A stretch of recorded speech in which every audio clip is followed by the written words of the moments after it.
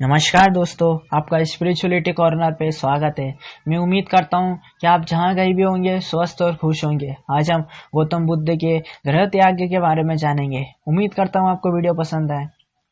शाक्यों का अपना एक संघ था।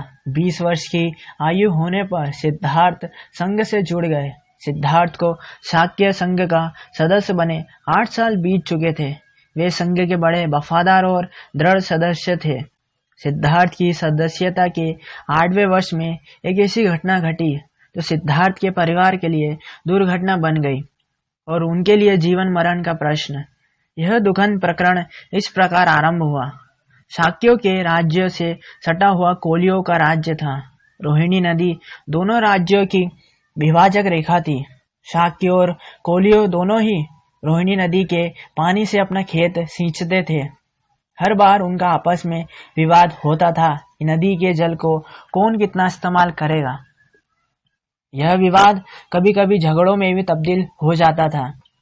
जिस वर्ष सिद्धार्थ की आयु 28 वर्ष की हुई, उस वर्ष रोहिणी के पानी को लेकर शाक्यों के नौकरों में और कोलियों के नौकरों में बड़ा झगड़ा हो गया।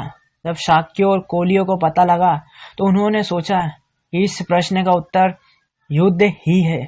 शाक्यों के सेनापति ने कोलियों के विरुद्ध युद्ध छेड़ने के लिए संघ की बैठक बुलाई। सेनापति ने कहा, कोलियों ने हमारे लोगों पर आक्रमण किया है और ऐसा पहले भी कई बार हो चुका है। हमने आज तक उन्हें सहन किया है और अब चुप रहने का समय नहीं है। यह युद्ध का समय है। मेरा प्रस्ताव है कि कोलियों के खिलाफ युद्ध की घोषणा कर दी जाए। जो विरोध करना चाहे कृपया वे बोले। सिद्धार्थ खड़े हुए और कहा, मैं इस प्रस्ताव का विरोध करता हूँ। युद्ध से कभी किसी की समस्या का हल नहीं होता। इससे एक युद्ध का बीजारोपण हो जाएगा जो किसी की हत्या करता है। उन्होंने अपनी बात जारी रखी। मुझे ऐसा लगता है कि शाक्यों को कोलियों के विरुद्ध युद्ध छेड़ने के लिए जल्दबाजी नहीं करनी चाहिए। पहले सावधानी से इस बात की जांच होनी चाहिए कि वास्तव में दोषी कौन है। मैंने सुना है हमारे आदमियों ने भी ज्यादती की है। यदि ऐसा है तो हम भी दोषी हैं। फिर सेनापति कहते हैं, यह ठीक है कि हमारे आदमियों ने पहल की थी, लेकिन यह याद रहना चाहिए कि पहले पानी लेने की बारी हमारी थी। सिद्धार्थ गौतम ने कहा, इससे स्पष्ट है कि हम भी निर्दोष नहीं है।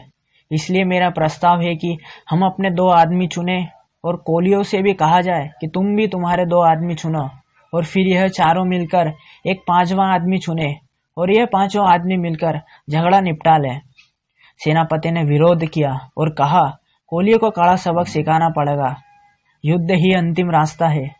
फिर गौतम ने विरोध किया और कहा, मैं युद्ध में भाग नहीं लूंगा। सेनापति ने उत्तर दिया कि उस शपथ को याद करो जो तुमने संघ का सदस्य बनने के समय ग्रहण की थी। सिद्धार्थ का उत्तर था, निसंदेह मैंने वचन दिया था, लेकिन मैं समझता हूँ कि यह युद्ध शाक्यों के हित में नहीं है। अब सिद्धार्थ के सामने यह शर्त रखी गई कि तुम युद्ध करो या फिर देश से बाहर चले जाओ। गौतम ने दूसरा विकल्प चुना। गृह त्याग की सूचना राजा के महल पहुंच गई। गौतम के घर पहुंचने पर उन्होंने देखा कि उनके माता पिता रो रहे हैं। पिता शुद्धोधन ने कहा, मुझे उम्मीद नहीं थी कि तुम इस हद तक पहुंच जाओगे। सिद्धार्थ का उत्तर था, मुझे यह उम्मीद थी कि शाक्यों को समझाने से समझ आ जाएगी, लेकिन उन पर कुछ प्रभाव ना पड़ा।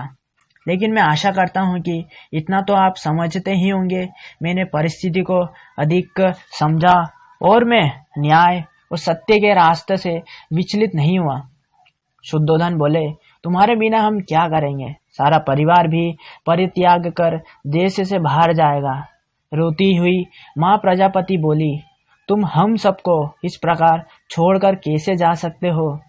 सिद्धार्थ ने सांत्वना दी, माँ तुम पे यह दुख शोभनीय नहीं देता। अगर मैं युद्ध भूमि में जाकर मर जाता तो तब भी तुम इसी प्रकार दुख करती। माँ बोली, नहीं, यह तो एक राजा का धर्म होता है, लेकिन अब तुम जंगलों में रहने जा रहे हो। हम यहाँ शांत कैसे रह सकते हैं? मैं कहती हूँ कि तुम सबको साथ ले चलो। सिद्धार्थ ने प्रश्न किया, मैं सबको साथ कैसे ले जा सकता हूँ? इसी बीच शुद्धोधन ने प्रश्न किया, इतनी जल्दी किस लिए है तुम्हें सिद्धार्थ? शाक्य संघ ने युद्ध कुछ समय के लिए स्थगित कर दिया है। सिद्धार्थ ने कहा, मैंने अब वचन दे दिया है, यहाँ से पीछे नहीं हट सकता। मैंने वचन दिया है और इसे मुझे पूरा करना चाहिए। माँ, अब मेरे मार्ग में बाधक मत बनो, मुझे आज्ञा दो और अपना आशीर्वाद दो। जो कुछ हो रहा है वह अच्छे के लिए हो रहा है। फिर सिद्धार्थ अपनी पत्नी यशोधरा के कमरे में पहुंचे। पत्नी को देख सिद्धार्थ मौन धारण किए हुए थे, परंतु यशोधरा बोली, कपिल वस्तु में शाक्य संघ में जो हुआ वो सब मैंने सुन लिया है। सिद्धार्थ ने पूछा, मेरा गृह त्याग का फैसला तुम्हें कैसा लगा यशोधरा? यशोधरा ने उत्तर दिया, यदि मैं तुम्हारी जगह होती तो मैं भी वही करती। तुम यहाँ की तनिक भी चिंता मत करना। मैं अपने पुत्र राहुल का और माता पिता का ख्याल मरते दम तक रखूंगी। अब मैं यही चाहती हूँ कि तुम ऐसा मार्ग का आविष्कार करो जो लोगों का कल्याण करे। सिद्धार्थ इससे बहुत प्रभावित हुए। इससे पहले वो नहीं जानते थे कि यशोधरा इतनी दृढ़ तथा वीर भाव से संबंधित है। उसी दिन उन्हें पता चला कि मैं कितना भाग्यवान हूँ कि मुझे यशोधरा जैसी पत्नी मिली। फिर राहुल को बुलाया गया और पिता ने वात्सल्यपूर्ण दृष्टि डालकर वहां से चले गए। सिद्धार्थ ने सोचा कि वह भारद्वाज के पास चले जाए प्रवजित होने के लिए। भारद्वाज का आश्रम कपिल वस्तु में ही था। अपने सारथी छन को साथ लेकर और अपने प्रिय कंठक पर चढ़कर आश्रम की ओर चले। आश्रम में प्रवेश करते ही उन्होंने अपने माता पिता से मिले, जो उनके पहले से ही वहां मौजूद थे और वह बहुत रो रहे थे। यह सब सिद्धार्थ के लिए कठिन था। फिर उन्होंने अपने वस्त्र और गहने घर ले जाने के लिए दे दिए। तब उन्होंने अपना सिर मुंडवाया। ऐसा करना परिव्राजक के लिए आवश्यक था। सिद्धार्थ ने विधि पूर्वक प्रवचित योग वस्त्र पहन लिए। फिर सिद्धार्थ को परिव्राजक बना दिया गया भारद्वाज द्वारा। अपने वचन के अनुसार अब गौतम को शाक्य नगर की सीमा से बाहर जाना था। प्रवज्या का संस्कार समाप्त होते ही अपनी यात्रा आरंभ कर दी। जब वे जाने लगे तो नगर के सभी लोग उनके पीछे आने लगे तथा वो सब दुखी थे और उनके माता पिता भी दुखी होकर लौट गए। यह गौतम का बहुत बड़ा त्याग था। सब सुख सुविधा छोड़कर, अपने को छोड़कर जंगलों में भटकना, यह बड़ी दुख की घड़ी थी। परंतु उनका सेवक छन वापस नहीं लौटा। उसने आग्रह किया कि वह अनुमा नदी तक साथ चलेगा। अनुमा नदी तक पहुंचते ही सिद्धार्थ बोले, मित्र, यहाँ तक साथ आकर तुमने मेरा दिल जीत लिया है। मैं बहुत प्रसन्न हुआ, परंतु मुझे खेद है कि मैं तुम्हारे लिए कुछ नहीं कर सकता। फिर छन बहुत दुखी मन से घर लौट आया। फिर सिद्धार्थ मगध राज्य की ओर चल दिए, अपनी यात्रा जारी रखते हुए। इसी प्रकार उन्होंने गृह त्याग किया। दोस्तों, उम्मीद करता हूँ आपको। नमस्कार दोस्तों, आपका स्पिरिचुअलिटी कॉर्नर पे स्वागत है।